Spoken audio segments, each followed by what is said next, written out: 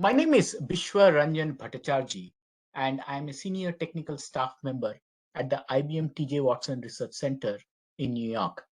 I'm going to be talking about the system requirements for foundational models used for deep learning. So this is the agenda for the talk today.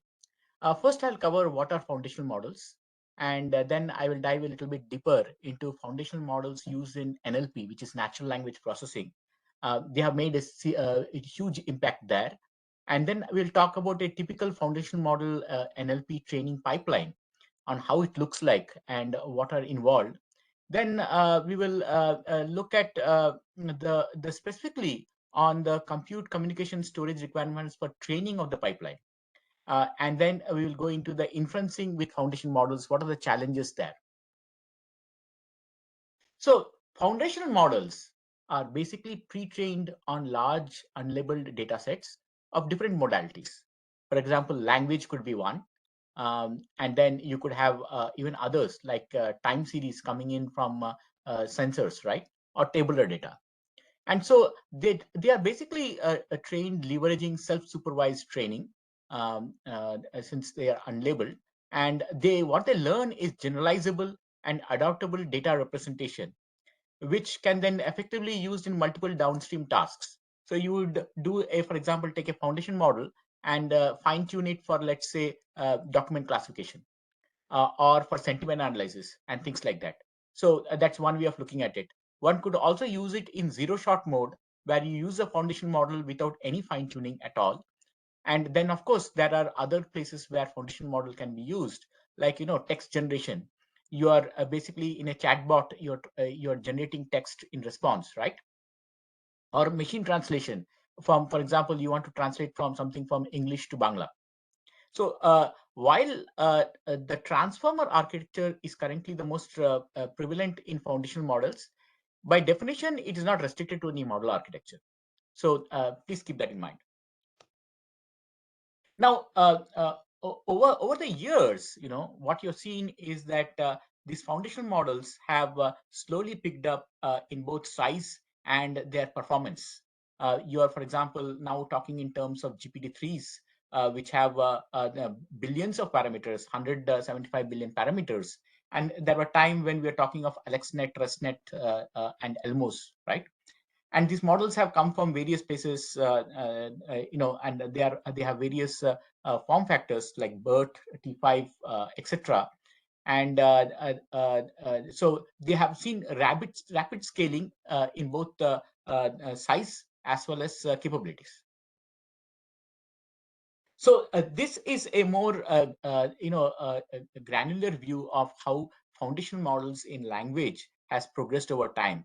You started off with perhaps something like Elmo, which is a LSTM based one, to BERTs, which are and Robotas, which are used a lot nowadays, to the new and gigantic GPT-3s and other things recently.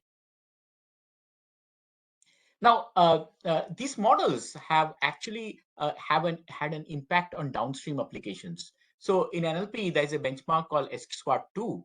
In Squad 2, for example, you are given a paragraph, as you see on the left, and you are then asked questions on this paragraph. And if the answer exists, you have to point out the span, which is the start and end of where that particular answer is, right? And what we've seen is in the graph shown here, we have seen how the just transition from Elmo to Robota or BERT, right, in its base form factor, which is a small form factor, and then to the Robota large, which is a larger form factor with more number of parameters, has impacted performance. You see that even on the lower end of these models, the performance has been impacted by better model architectures and capabilities. On the other side, these massive large models like the 175 billion parameter models of GPT and others have had impact in the cases where you have seen you have less data to train on. So in a zero shot, what happens is that you don't have any examples to train on, and you're using the model as it is. And on one shot, you may have one sample to give the model, and few shots you have less number of samples to give, right? And that is denoted in the x-axis. On the y-axis, you see the impact of on accuracy. You find that these large models actually typically tend to do very well when you have less data. So that is one of its unique selling points. And the capabilities of the models, it has been shown in papers, actually is kind of depends on largely on scaling, consists of three factors. The number of parameters. The more number of parameters you have, then one can expect that it will be able to learn more. It also depends on the architecture of the model, but the model, roughly the model parameters has an impact. Then the size of the data set. If you were to feed in more data, unique data, clean data, right, not junk data, then it does impact the performance of the model. And the amount of compute, if you can go through the data set more times, right, and you're able to throw in more compute, then it does help. So this shows how the models tend to get used. You have models like BERT, Robota, and others in the NLP space, or the GPT tools in the NLP space. They typically are in the 100 million to 1 billion parameter range models. If you want more accuracy, then people go for the larger models, which is the 1 billion to 200 billion parameter models. But the downside is the larger the model, the more time it could take to infer on, right? And the inference time might not always be acceptable. So people do tend to go for even smaller models, like the tiny models shown here, which you might want to be able to run on a CPU, perhaps 10 times faster than a BERT model or the other large models, and be still within 5% of performance of the other models. So there is space for each one of them. Now, given that there is space for each one of them, you will find that even for a model architecture like GPT-3, they do come up with various sizes the GPT-3 small is of 125 million parameters, and the large is something like the gigantic one is 175 billion parameters. And the way they differ is the number of layers, as you can see. GPT-3 small has 12 layers, whereas the GPT-3 gigantic one has 96 layers, and the number of heads, etc., also vary. So, but before we go ahead, we need to understand that there are opportunities even beyond NLP for this kind of foundation models. In many domains beyond NLP, there are large amounts of unlabeled data available in interfaces. For example, you have data from sensors, or you have programming language code, right? You could think of a foundation model which takes a COBOL program and tries to convert it into C. Or you can think of using sensor data to determine what could potentially happen in the future. So there are opportunities beyond language for foundation model, something to keep in mind. So it said that this foundational model could be a once in a decade opportunity, and so it's good to know how they are trained, what are the system requirements for that. So here is a typical processing pipeline that one goes through in NLP for training a model. And some of its stages are kind of specific to NLP, but overall, you'll find that a similar kind of thing could apply to many other places. So the first stage is to obtain data. So in NLP, you could obtain data by crawling, or you could get data through some books and documents and other things you might have. But on the other hand, in other domains, you could get data by simulations, which requires machines to run on. Once you have the data, you might want to do analytics on the data to determine what kind of data it is, and what its distribution is, and things like that. So one tends to do that in our case in using Spark, for example. And then once that you have the data, and the data could be coming in from multiple places, so you have to typically pre-process the data. You have to determine whether it's of a language that is of interest to you. You have to tokenize the data.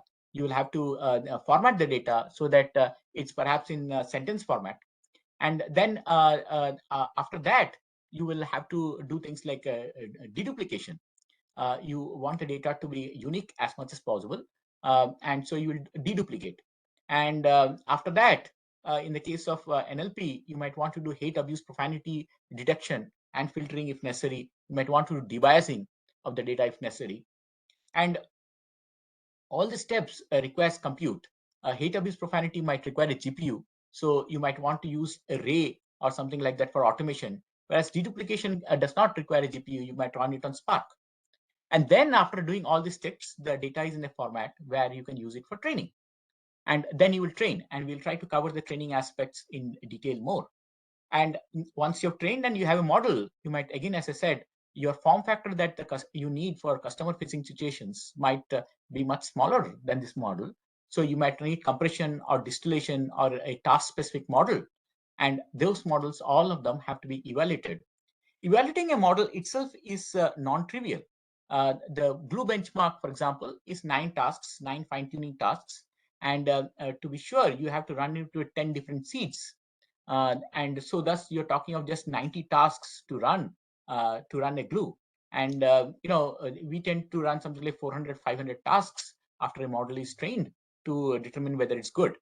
So you overall, you have a pipeline like this. And if the model passes an evaluation and it's good, that's fine. Otherwise, you may have to go back to one of these steps to determine what the problem is. So this is a typical pipeline that one can think of, that from a system perspective, it's important to know. Now, what are the major challenges in training, let's say, for example, right? Uh, uh, Even on the lower end, like, for example, a Robota model, you're talking of large compute requirements. You're talking of 1,000 GPU days on Volta machines to be able to train this model. And then you have data quality issues that you need to take care. And to be able to keep these GPUs busy and actually working, you need the backend which is supplying data to the GPUs to scale well. Now, these GPUs require compute, and the compute obviously is a major factor. And there are certain operations in the compute while training that you could do on FP32, and the rest that you can do on FP16. And you would like to go to lower position to increase the speed. But when you go to the lower position, sometimes things can get faster, but also flaky. So, for example, I will come to the examples later. So, training requires a system stack, something like this. This is one instance, and this is, you can call an HPC instance, and then one could think of even a cloud instance. So, assuming that you have a training data set of something like 3.5 billion sentences, and this is on the lower end of 51 billion words. And what you tend to do is that you train on a stack which consists of, let's say, multiple machines. In this case, you're talking of a machine having 6 GPUs. They are connected together using InfiniBand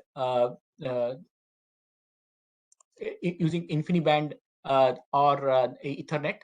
And then on top of that, you are basically you have a stack like the Nickel communication library, then PyTorch as a training framework, and a platform like FAIRSEEK on top of it. So this training instance, for example, could take 192 Volta machines across 32 Volta GPUs across 32 machines, and it could be connected by, let's say, dual InfiniBand. And you are running on, let's say, using FP16, and the data that is need to store could be on GPFS in this case. All right, and you would be running at GPU efficiency for 90% most of the time, and your runtime could be 5 to 10 days. So, and the 5 to 10 days run, for in the case of Robota, would look something like this. You would be computing for something like 1 second in this particular instance that I'm talking about, and then you turn around and communicate. So each node would be sending something like 640 megabytes of data and receiving the same, and this will go on till they converge, right? And the communication could be of various forms. One form is a tree-based communication. The other is a reduce all and things like that. But typically, you would expect something like this. A ideal system would also try to overlap compute and communication, both of them. Now, the way the entire system training pipeline works is that you could use data parallelism. So in data parallelism, what happens is that you have a data set, and the data set is broken up into chunks, and each GPU or a machine is fed a chunk of the data, and they typically hold the entire training model. In this case, I'm showing an AlexNet with 7 layers, and they will train on their subset, and at regular intervals, they'll turn around and communicate and exchange weights with the others. So in this case, the communication happens after regular intervals of, let's say, a batch, and then the training progresses like that. This is fine as long as the model can be held within the machine themselves or the GPU themselves. Now, the other way is to do model parallelism, where you take a model and break it up into multiple GPUs or machines, and each one of them potentially could be given a layer or a horizontal or vertical slice. And when a data set comes in, you will basically do the forward pass and the backward pass for training between the machines. And so that requires communication for every forward and backward pass. The other option is to do a hybrid parallelism, where you're combining both of them. So you have data parallelism at a higher level, and you have model parallelism at a lower level to handle large models and large data. Now, so a large model, right? How much can be accommodated within one machine, right? Let's look at that. And how much can be accommodated within one GPU? So here, what I show is that the size of the models that one can train on using 8 A100s with 80 GB GPU memory. So you see here that if you have 8 GPUs, then you are able to accommodate something like 23 billion parameters to 17 billion parameters, depending on the type of model. And if you have 4 GPUs of 80 GBs, then you get down to the 6, 7, and billion parameter range, right? So as long as you're in this parameter range, then you can use multiple GPUs in a box to do it. And model parallelism would require communication within those GPUs in a box, and data parallelism would require communication between the GPUs across boxes. But this is the size one can accommodate in a machine nowadays. Now, this chart shows you the training petaflops per day that is needed for various model sizes. You see the Robota and the BERT type of models that is shown on the left in green, and you show the GPT type of models that we just discussed previously on the blue. So it requires significant amount of compute to be able to train this. And as I said, one would like to use FP16 if possible, and it's used in mixed precision mode, where FP16 is used for matrix multiply and some other operations. But what happens is that we have noticed is with FP16, sometimes the precision is not sufficient, and you tend to see losses skyrocketing as shown here. And in that case, the training could land into problems. So although FP16 is fast, it has its issues, which is why you will see that new machines have special modes like TF32, BF16, and others to try to take care of this problem. Now, what happens when you train a large model, right? Consider that you're training a neural machine translation model of something like 700 million parameters. And you're trying to see how it scales with the number of machines, and how does communication change with the number of machines and things like that, right? The lower graph here shows, as you assuming you have 6 GPUs per box, as you increase the number of machines, then how much communication happens for every update. There's a formula on the left side which shows how the communication pattern goes, where P is the number of machines, and you find that you will start off with something like 2 GB for 2 machines, and then it tapers off to something like 4 GB, double that when the number of machines is infinite.